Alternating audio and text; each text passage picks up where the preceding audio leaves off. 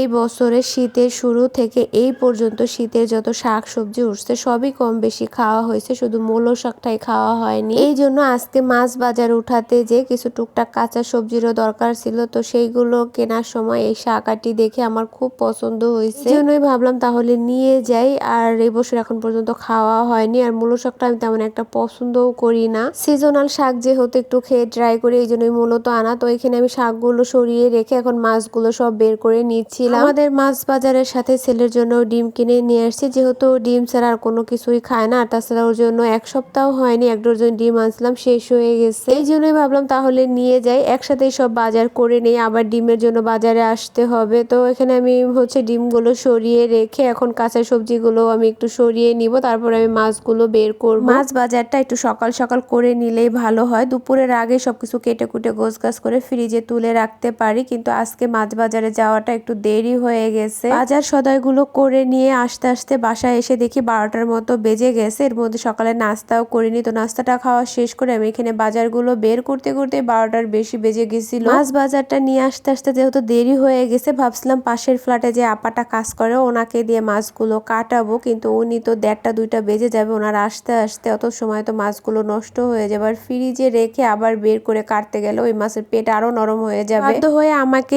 কাটতে হয়েছে। তো সবজিগুলো আমি এখান থেকে সরিয়ে নিলাম। তারপরে এখানে যে একটা দুধের বোতল দেখতে পাচ্ছেন, এটা আমাদের বাসায় যে দারোয়ান মামা থাকে উনি দিছে, ওনাদের গ্রাম থেকে নিয়ে আসছিল। সেখান থেকে আমার জন্য আধা কেজি পরিমাণে রেখে দিছিল, বাজার নিয়ে আসার সময় আমাকে বের করে দিল। তো এখানে আমি দুধের বোতলটাও একটু সরিয়ে রাখলাম। তারপর এখন আমি মাছগুলো বের করে নিচ্ছি। আজকে তেমন একটা বড় মাছ আনিনি, আর কয়েক পদের মাছ মিলিয়েই আনা হয়েছে। সবসময় এক টাইপের মাছ খেতে ভালো লাগে না। তাছাড়া এই সিজনে যেমন অনেক রকমের শাকসবজি পাওয়া যায়, ওরকম তো অনেক টাইপের মাছও পাওয়া যায়। এবার আগে থেকে ভেবে রাখছিলাম মাছ উঠাতে গেলে এই সিজনের কিছু মাছ কিনে নিয়ে আসবো, সেইভাবেই বাজারটা করা। তবে যেসব মাছগুলো আনতে গিয়েছিলাম তার ভিতরে একটা মাছ মন মতো আর কি আনতে পারছি এই সিজনে, তাছাড়া আর বাকি মাছগুলো আনতে পারিনি, যার কারণে সব পদের মাছ অল্প অল্প করে মিলিয়ে আনছি, যাতে কয়েকটা দিন চলে যায়। আর মন মতো আসলে মাছ মাংস আনতে গেলে 10টা 10:30টার ভিতরে গেলে আপনি সুন্দর মতো সব পাওয়া যায়, কিন্তু ওই টাইমে গেলে আসলে মাত্র বাজারটা শুরু করে, ওই টাইমটা আসলে মানুষের অনেক পরিমাণে ভিড় পড়ে, আর সবকিছুরই যে পরিমাণে দাম থাকে আমাদের সাধ্যর ভিতরে থাকে না, যার কারণে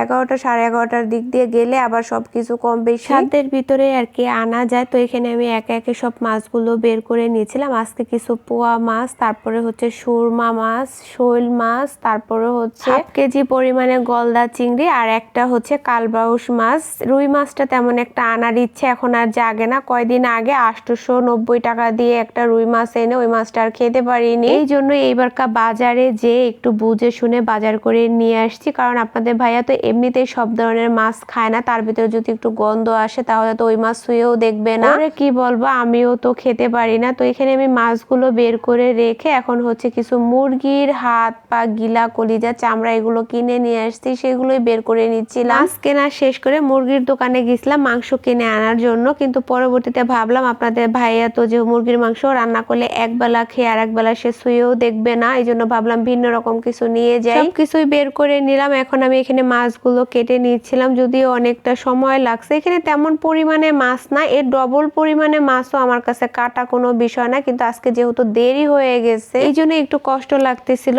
সব মাছগুলো কেটে ধুয়ে পরিষ্কার করে ফ্রিজে তুলে রাখতে রাখতে অলরেডি 3টার মতো বেজে গেছিল। শীতের দিনের বেলা একটা আজান দিলেই তো পরবর্তীতে আর বেলা খুঁজে পাওয়া যায় না, এর ভিতরে দুপুরে গোসল করা, জোহরের নামাজ পড়া, ছেলেকে খাওয়ানো, আমার খাবার খাওয়া, সবকিছু মিলিয়ে জিলিয়ে সব গোলমেল হয়ে যায়, যার কারণে একটু খারাপ লাগতেছিল মাছগুলো কাটতে বসে। কি করার, যেহেতু আনছি কাটতে তো হবে, এইভাবে তো আর রেখে দিতে পারবো না। এই সপ্তাহে মাছ বাজার উঠানোর আগেই ভেবে রাখছিলাম মাছটা একটু কম পরিমাণে এনে গরুর মাংস কিনে নিয়ে আসবো একটু বেশি পরিমাণে, কিন্তু সেটা উল্টোটা হয়ে গেল। বাজারে যাওয়ার পরে মাছগুলো দেখে আসলে ভাবলাম যে না, মাংস পরে নেই, মাছগুলোই আগে নিয়ে যায়। আর আমি মাংসর চাইতে একটু মাছটাই বেশি পছন্দ করি। মাছ কেনার পরে ভাবলাম তাহলে মুরগির মাংস কিনে নিয়ে যাই, কিন্তু মুরগির মাংস কিনতে যেও একদম উল্টোটা হয়ে গেল, সেটাও আনা হলো না। এখানে আমার সবগুলো মাছ কাটা ধোয়া পরিষ্কার করা হয়ে গেছে। আষ্টে আলা মাছগুলো একটু কাটতেও দেরি হয়েছে, ধুইতেও অনেকটা সময় লাগছে। ভালোভাবে যদি রক্ত আর আষ্টেটা না ফেলে রেখে দেই তাহলে পরবর্তীতে বের করে ওইটা ধুয়ে রান্না করতে করতে আমার অনেকটা সময় লেগে যাবে। মাছগুলো যেহেতু একেবারেই ধুয়ে পরিষ্কার করে রাখিনি, যার কারণে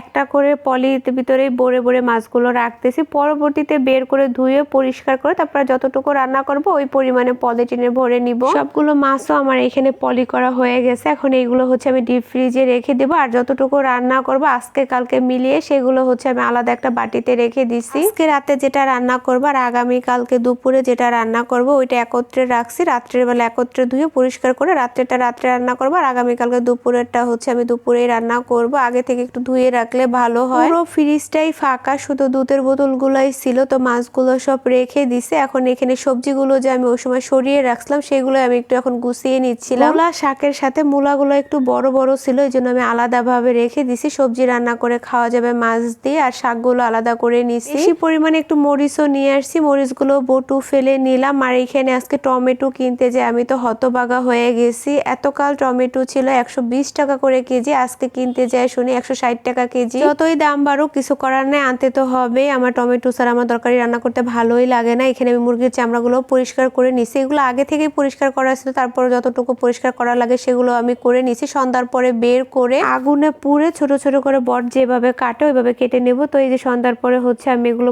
আগুনে অনেকটা ভালোভাবে পুড়ে নিছি, এর ভিতরে কোনো পশম থাকলে সেগুলো আর না থাকে। এরপরেও ছোট ছোট করে কেটেও নিছি, ভালোভাবে ধুয়ে পরিষ্কার করে নিচ্ছি যাতে এর ভিতরে কোনো ময়লা না থাকে। মাংস কিনতে যেয়ে দেখলাম একদম চোখের সামনে ফ্রেশ এই চামড়াটা, এই জন্যই মূলত কিনে আনা। আমার সামনে মুরগিটা জবি দিয়ে ওর গায়ে থেকে চামড়াটা ছাড়িয়ে নিচ্ছিল। ভাবলাম তাহলে ফ্রেশ যেহেতু এটা নিয়ে যাই। চামড়াটা আমার কাছে একটু খেতে ভালো লাগে, যেহেতু খাসি মুরগির চামড়া একটু শক্ত শক্ত থাকে, বটের মতো লাগে রান্না করার পরে। তো এখানে আমার কেটে ধোয়া পরিষ্কার করা হয়ে গেছে। এখন এটাকে আমি ফ্রিজে রেখে দিব। যেদিন আসলে আমার বাজার করার থাকে ওই দিন সারা দিনটাই আমার এইভাবে কাটে। আর আপনাদের ভাইয়াও হচ্ছে এই জিনিসটা পছন্দ করে, মূলত এই জন্যই আনা হয়েছে। এই ছিল আমার আজকের মতো মাছ বাজারের ভিডিও। কেমন লাগলো সবাই কমেন্টে জানাবেন। ভালো থাকবেন, আল্লাহ হাফেজ।